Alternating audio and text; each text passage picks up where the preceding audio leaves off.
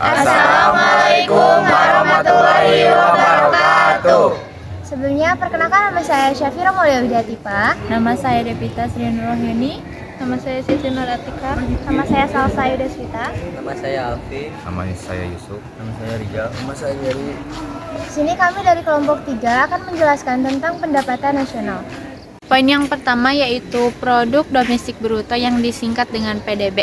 Produk domestik bruto yaitu suatu nilai total dari barang dan jasa yang diproduksi di dalam negara atau wilayah tertentu saja. Kemudian kita dapat menghitung produk domestik bruto dengan menggunakan rumus, yaitu yang pertama kita harus tahu dulu nominal dari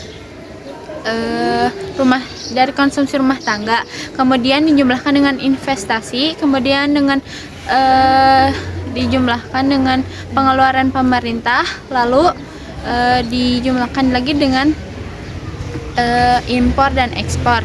Kemudian semua itu dijumlahkan dan hasilnya akan tertera. Poin kedua yaitu produk nasional bruto yang dapat kita singkat menjadi PNB adalah ukuran nilai total barang dan jasa yang diproduksi oleh penduduk suatu negara selama periode tertentu. PNB juga mencakup beberapa aspek, diantaranya 1. Pendapatan yang diterima dari luar negeri. 2. Hasil produksi barang dan jasa yang dihasilkan oleh warga negara yang berada di luar negeri. Ketiga, tidak termasuk pendapatan yang dibayarkan kepada orang asing. Dan keempat, tidak termasuk hasil produksi perusahaan asing yang beroperasi di wilayah negara tersebut. PNB dihitung dengan menjumlahkan pengeluaran konsumsi pribadi, investasi domestik swasta, pengeluaran pemerintah, ekspor neto, dan pendapatan yang diperoleh oleh penduduk dari investasi luar negeri. PNB dianggap berguna untuk mengukur pendapatan total suatu negara karena memperhitungkan kegiatan ekonomi semua warga negara di suatu negara. Pendapatan nasional adalah jumlah total nilai barang dan jasa yang dihasilkan oleh suatu negara dalam periode waktu tertentu, biasanya 1 tahun. Pendapatan nasional merupakan salah satu tolak ukur untuk menilai kondisi perekonomian suatu negara. Pendapatan nasional memiliki beberapa manfaat, diantaranya 1. Menilai perkembangan ekonomi suatu negara dari waktu ke waktu. 2. Membandingkan dengan negara lain. 3. Membuat prediksi tentang ekonomi masa depan negara tersebut. 4. Merencanakan kegiatan ekonomi masa depan. 5. Mengembangkan rencana ekonomi untuk mewujudkan pembangunan masa depan. Pendapatan deposibel. Pendapatan deposibel adalah pendapatan yang tersedia untuk dibelanjakan oleh individu atau rumah tangga setelah dikurangi pajak langsung. Pendapatan per kapita adalah indikator ekonomi yang menunjukkan rata-rata pendapatan yang diperoleh per individu dalam suatu negara atau wilayah dalam periode tertentu, biasanya 1 tahun. Penghitungan pendapatan per kapita dilakukan dengan membagi total pendapatan nasional dengan jumlah penduduk. Pendapatan per kapita sering digunakan untuk 1. Mengukur kemakmuran. Pendapatan per kapita yang tinggi menunjukkan rata-rata kesejahteraan ekonomi yang lebih baik. 2. Membandingkan standar hidup. Digunakan untuk membandingkan tingkat kemakmuran antar negara. 3. Menggambarkan pertumbuhan ekonomi. Meningkatnya pendapatan per kapita bisa menunjukkan pertumbuhan ekonomi yang positif. Namun, pendapatan per kapita tidak memperhitungkan distribusi pendapatan sehingga tidak mencerminkan kesenjangan atau disparitas ekonomi di dalam masyarakat. Manfaat menghitung pendapatan nasional. Menghitung pendapatan nasional memiliki beberapa manfaat, antara lainnya mengukur tingkat kesejahteraan ekonomi suatu negara, membantu dalam perencanaan pembangunan ekonomi, digunakan untuk membandingkan kemajuan ekonomi antara negara, menjadi indikator dalam membuat kebijakan ekonomi seperti kebijakan fiskal dan moneter berikut adalah manfaat menghitung pendapat nasional. 1. Mengukur tingkat kesejahteraan ekonomi pendapat nasional, mencerminkan beberapa dasar produk barang dan jasa dalam suatu negara. Semakin tinggi pendapatan nasional, semakin besar pula kesejahteraan ekonomi dan dapat dinikmati oleh masyarakat. 2. Membantu perencanaan, membangun ekonomi dan membantu perencanaan pembangunan ekonomi.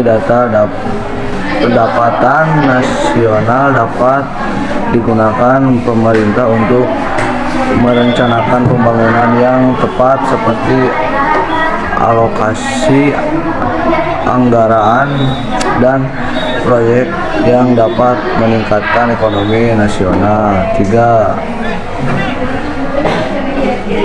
Membandingkan kemajuan ekonomi antara negara. Pendapat nasional dapat digunakan untuk membandingkan perkembangan ekonomi dari suatu negara ke negara lainnya. Ini berguna untuk mengetahui posisi suatu negara dalam ekonomi global. 4. Menjadi indikator kebijakan ekonomi. Pendapatan nasional menjadi indikator bagi pemerintah dalam penyusunan kebijakan ekonomi, termasuk kebijakan fiskal, pajak, dan pengeluaran pemerintah, serta kebijakan moneter, pengaturan suku bunga, dan penawaran uang. 5. Menilai perubahan kualitas hidup. Perubahan dalam pendapat nasional juga menunjukkan perubahan dalam kualitas hidup masyarakat karena keterkaitan dengan daya beli dan Pendapatan nasional merupakan ukuran total nilai ekonomi dari semua barang dan jasa yang diproduksi oleh suatu negara dalam periode tertentu. Dan perhitungan ini penting untuk menilai kesehatan ekonomi suatu negara. Ada 3 metode. Yang ke-1, ada metode produksi, menghitung nilai tambahan atau output dari belakang sektor ekonomi seperti pertanian, industri, dan jasa. Pendekatan ini menghitung kontribusi setiap sektor terhadap total produksi nasional.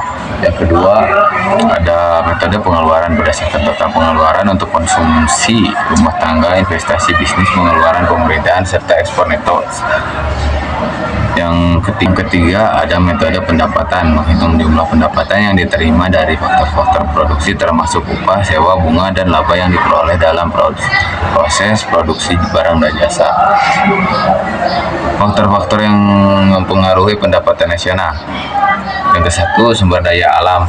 Negara dengan sumber daya alam yang melimpah biasanya memiliki potensi produksi yang lebih tinggi.